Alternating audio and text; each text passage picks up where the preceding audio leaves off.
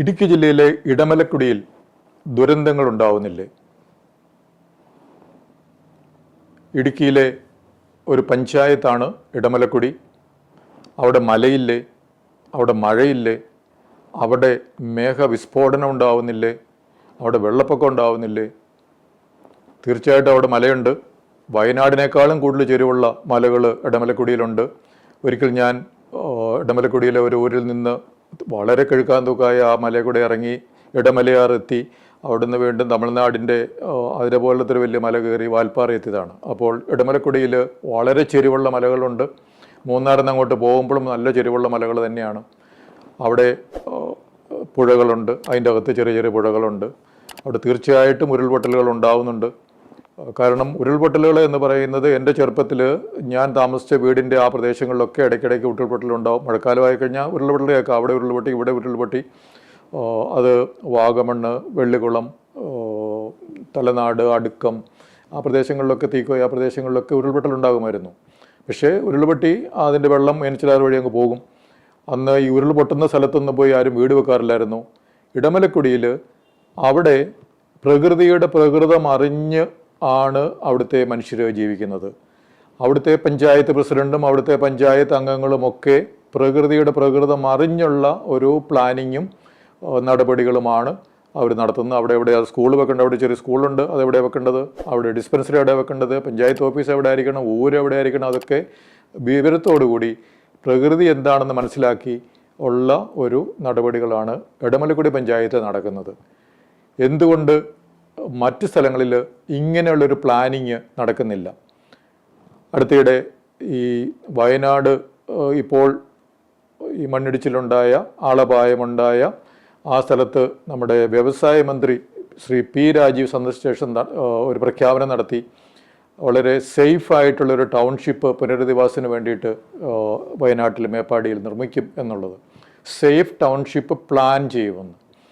അപ്പോൾ ഇങ്ങനെ ഒരു സേഫ് ടൗൺഷിപ്പ്, സേഫായിട്ട് താമസിക്കേണ്ട ഒരു കാര്യം, ഇത് ഈ ദുരന്തമുണ്ടായി കുറേയധികം ആളുകൾ മരിച്ച ശേഷമാണോ പ്ലാനിങ് നടത്തേണ്ടത്? ഇവിടെ പ്ലാനിങ് എന്ന് പറഞ്ഞൊരു ഒരു സംവിധാനം ഇതിനു മുമ്പൊന്നും ഇല്ലേ? കേന്ദ്ര ഗവൺമെൻറ് 2022 347 കോടി രൂപ സ്റ്റേറ്റ് ഡിസാസ്റ്റർ മിറ്റിഗേഷൻ ഫണ്ടിലേക്ക് സംഭാവന നൽകി. 347 കോടി രൂപ 2022. അത് സ്റ്റേറ്റിൻ്റെ disaster mitigation fund. Mitigation fund എന്ന് വെച്ച് കഴിഞ്ഞാൽ ഇത് ദുരന്തങ്ങൾ ഉണ്ടാകാതെ നോക്കാൻ വേണ്ടിയുള്ള നടപടികൾ എടുക്കാൻ വേണ്ടിയുള്ള ഫണ്ടാണ്. ദുരന്തങ്ങൾ ഉണ്ടായ ശേഷമുള്ള പുനരധിവാസമല്ല. ഇപ്പോൾ ദുരന്തങ്ങൾ ഉണ്ടാകാതെ നോക്കാൻ വേണ്ടിയുള്ള ഫണ്ട് കേന്ദ്ര ഗവൺമെൻറ് 2022 നൽകി. അതിൻ്റെ ഒരു മാച്ചിങ് ആയിട്ട് സംസ്ഥാനം 116 കോടി രൂപ അതിലേക്ക് ഇടണം, ഈ ഫണ്ടിലേക്ക് ഇടണം 2022. അങ്ങനെയാകുമ്പോൾ 2022 മുതൽ കേരളത്തിൽ 460 കോടിയിലധികം രൂപ ഡിസാസ്റ്റർ മിറ്റിഗേഷൻ ഫണ്ടിൽ സംസ്ഥാനത്തിനുണ്ട്. അപ്പോൾ 2022 ശേഷം സേഫ് ടൗൺഷിപ്പ് പ്ലാൻ ചെയ്യാൻ വേണ്ടി ഈ വ്യവസായ മന്ത്രി ഒന്നും ഇവിടെ ഇല്ലായിരുന്നോ? ഇവിടുത്തെ ദുരന്ത നിവാരണ അതോറിറ്റി, മുഖ്യമന്ത്രി ചെയർമാനായ ദുരന്ത നിവാരണ അതോറിറ്റി ഇവിടെ ഇല്ലേ? തീർച്ചയായിട്ടും ഉണ്ട്. ദുരന്ത നിവാരണ അതോറിറ്റി മുഖ്യമന്ത്രിയുടെ നേതൃത്വത്തിൽ ഇവിടെയുണ്ട്. ദുരന്ത നിവാരണ മിറ്റിഗേഷൻ ഫണ്ട് ഇവിടെയുണ്ട്. ഫണ്ടിൽ പൈസയുണ്ട്. കാരണം കേന്ദ്ര ഗവൺമെൻറ് ഇട്ടിട്ടുണ്ടല്ലോ. സ്റ്റേറ്റ് അതിൻ്റെ മാച്ചിങ് ആയിട്ടൊന്ന് അതിൻ്റെ പകുതിയോളം ആണ് അതിൻ്റെ ഇടേണ്ടത്, അത് ഇട്ടിട്ടുണ്ട്. അപ്പോൾ ഈ ഫണ്ട് വയനാട്ടിൽ ഈ ദുരന്ത നിവാരണം അല്ല, ദുരന്തം ഉണ്ടാകാതിരിക്കാൻ വേണ്ടിയുള്ള നടപടികൾ 2022 ഫണ്ട് വെച്ചിട്ട് എടുത്തിരുന്നെങ്കിൽ നമുക്ക് ദുരന്തമുണ്ടാകുമായിരുന്നോ? അതുപോലെ ഇടമലക്കുടിയിലെ വിവരമുള്ളവർ പ്രകൃതിയുടെ പ്രകൃതമനുസരിച്ച് അവിടെ വീട് എവിടെ കെട്ടണമെന്നുള്ള കാര്യങ്ങളൊക്കെ തീരുമാനിക്കുന്നത് പോലെ നമ്മുടെ മറ്റു പഞ്ചായത്തുകളിലും വീട് എവിടെ കെട്ടണ്ട എന്നുള്ള പെർമിറ്റ് കൊടുക്കുന്ന പഞ്ചായത്താണല്ലോ. ഈ വയനാട്ടിലെ അവിടെ കുറേയധികം ആളുകൾ വീട് ഒഴുകിപ്പോയി. അപ്പോൾ അവിടെ വീട് കെട്ടാൻ വേണ്ടി പെർമിറ്റ് കൊടുത്ത പഞ്ചായത്ത് പ്രകൃതിയുടെ പ്രകൃതം മനസ്സിലാക്കാതെ വിവരമില്ലാത്തവരായതുകൊണ്ടല്ലേ ഈ ദുരന്തമുണ്ടായത് എന്നുള്ളത് നമ്മൾ ആലോചിക്കേണ്ടതാണ്. 2017 ഇവിടെ ഓഖി എന്ന് പറയുന്ന ഒരു ദുരന്തമുണ്ടായി. കുറേയധികം ആളുകൾ കടലിൽ പോയി. അന്നത്തെ ചീഫ് സെക്രട്ടറി ആയിരുന്ന, ഇന്നത്തെ മുഖ്യമന്ത്രിയുടെ പ്രിൻസിപ്പൽ സെക്രട്ടറി ആയിരുന്നു അന്ന് ചീഫ് സെക്രട്ടറി. അന്നത്തെ ചീഫ് സെക്രട്ടറിയുടെ ഫാക്സിലേക്ക് ഈ ദുരന്തമുണ്ടാകുന്നതിൻ്റെ, അതായത് ആളുകൾ മരിക്കാൻ തുടങ്ങുന്നതിൻ്റെ ഏകദേശം 2 ദിവസം മുമ്പ് തുടങ്ങി ഫാക്സുകൾ ഇങ്ങനെ നിരന്തരം വന്നുകൊണ്ടിരുന്നിരുന്നു. അവിടെ ആരും ഗവനിച്ചില്ല. ദുരന്ത നിവാരണ അതോറിറ്റിയുടെ എക്സിക്യൂട്ടീവ് കമ്മിറ്റിയുടെ ചെയർമാൻ എന്ന് പറയുന്നത് ചീഫ് സെക്രട്ടറിയാണ്. ദുരന്ത നിവാരണ അതോറിറ്റിയുടെ ഓവറോൾ ചെയർമാനാണ് മുഖ്യമന്ത്രി എന്ന് പറയുന്നത്.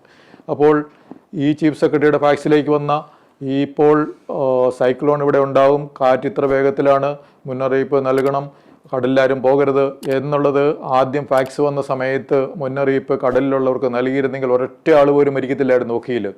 പക്ഷേ കുറേയധികം ആളുകൾ മരിച്ചു, കാരണം അലംഭാവം, അനാസ്ഥ കൊണ്ട് മാത്രം. പക്ഷേ ഈ 2017 ഓഖിയിൽ ഈ അലംഭാവം കാരണം ഇത്ര പേര് മരിച്ചപ്പോൾ എന്തെങ്കിലും നടപടി, ഒരു ഈ ഷോക്കോസ് നോട്ടീസ് എന്ന് പറയുമല്ലോ, അങ്ങനെ ഒരു നോട്ടീസെങ്കിലും കൊടുത്തോ ഈ ബന്ധപ്പെട്ട ഉപേക്ഷ വിചാരിച്ച, അലംഭാവം കാണിച്ച, വീഴ്ച വരുത്തിയ ഉദ്യോഗസ്ഥനെതിരെ? അതായത് ചീഫ് സെക്രട്ടറി അന്ന് നടപടി എടുത്തിരുന്നെങ്കിൽ ആദ്യത്തെ സന്ദേശം, അതായത് വാണിംഗ് വന്നപ്പോൾ ഈ കടൽ തീരത്ത് ഉള്ളവരെ വിളിച്ച് പറഞ്ഞ്, അല്ലെ കടലിൽ പോയവരെ വിളിച്ച് പറയാനുള്ള റവന്യൂ ഡിപ്പാർട്ട്മെൻറ്റ് സംവിധാനങ്ങളുണ്ടല്ലോ, അല്ലെ ഇഷ്ടംപോലെ സംവിധാനങ്ങളുണ്ട്. ഒരു വിവരം ചീഫ് സെക്രട്ടറി കിട്ടിക്കഴിഞ്ഞാൽ അത് നാട്ടുകാരെ അറിയിക്കാൻ വേണ്ടി അടിയന്തരമായിട്ട് അതിനുള്ള ദുരന്ത നിവാരണ അതോറിറ്റിയും അതിൻ്റെ സംവിധാനങ്ങളും ഒക്കെ ഉള്ളത്. അപ്പോൾ അറിയിച്ചിരുന്നെങ്കിൽ ഒരാൾ പോലും മരിക്കില്ലായിരുന്നു. പക്ഷേ അന്ന് അത്രയധികം ആൾ മരിച്ചിട്ടും ആ ഉത്തരവാദപ്പെട്ട ബന്ധപ്പെട്ട ആളുകൾക്കെതിരെ എന്തെങ്കിലും ഒരു നടപടി എടുത്തോ? ഇല്ല. 2018 പ്രളയമുണ്ടായി. അന്ന് ഡാം സേഫ്റ്റി അതോറിറ്റിയിലെ, ഡാം റെഗുലേറ്ററി അതോറിറ്റി, അതുപോലെ ദുരന്ത നിവാരണ അതോറിറ്റിയിലെ എന്തെങ്കിലും വീഴ്ച പറ്റിയവർക്ക്, ഈ ഡാമൊക്കെ നേരത്തെ ഈ മഴയുണ്ടാവുമെന്നും മഴ എത്രയാണെന്നുള്ളതും പ്രവചനങ്ങളും കാലാവസ്ഥ പരിപാടികളൊക്കെ ഉണ്ടല്ലോ. അപ്പോൾ ഡാമിൻ്റെ കപ്പാസിറ്റി അറിയാൻ, ഡാമിൽ വെള്ളം എപ്പോൾ നിറയുമെന്നറിയാൻ, നിറഞ്ഞെങ്കിൽ ഇത് ഒന്നിച്ച് തുറന്നുവിടാതെ പ്രളയത്തിന് ആ ഒരു പ്രശ്നം ഉണ്ടാകാതെ നടപടികൾ എന്തെങ്കിലും ഉണ്ടായോ? അല്ലെ അതിന് ഒരു നോട്ടീസെങ്കിലും കൊടുത്തോ? 2019 ഉരുൾപൊട്ടലുണ്ടായി. ഉരുൾപൊട്ടലിന് ഈ സേഫായിട്ടുള്ള പ്ലാനിങ്, അവിടെ ബേർഡിന് പെർമിറ്റ് കൊടുത്തവർക്കെതിരെ എന്തെങ്കിലും നടപടി ഉണ്ടായോ? ദുരന്ത നിവാരണ അതോറിറ്റി എന്തെങ്കിലും ഒരു അതിൻ്റെ പ്രിവെൻഷന് വേണ്ടിയിട്ട്, ഉണ്ടാകാതിരിക്കാൻ വേണ്ടി എന്തെങ്കിലും നടപടി എടുത്തോ? എടുത്തില്ലെങ്കിൽ അതിന് നടപടിയെടുത്തോ? അപ്പോൾ വീഴ്ചകൾ ഉണ്ടായി കഴിഞ്ഞു കഴിഞ്ഞാൽ അതിന് നടപടിയെടുക്കാത്തതല്ലേ വീണ്ടും വീണ്ടും കേരളത്തിൽ ദുരന്തങ്ങൾ ഉണ്ടാകുന്നത്? ഓഖി മുതലുള്ള നമ്മുടെ ദുരന്തങ്ങളുടെ ഒരു പട്ടിക പരിശോധിച്ച് കഴിഞ്ഞാൽ നമുക്ക് മനസ്സിലാക്കാൻ പറ്റും.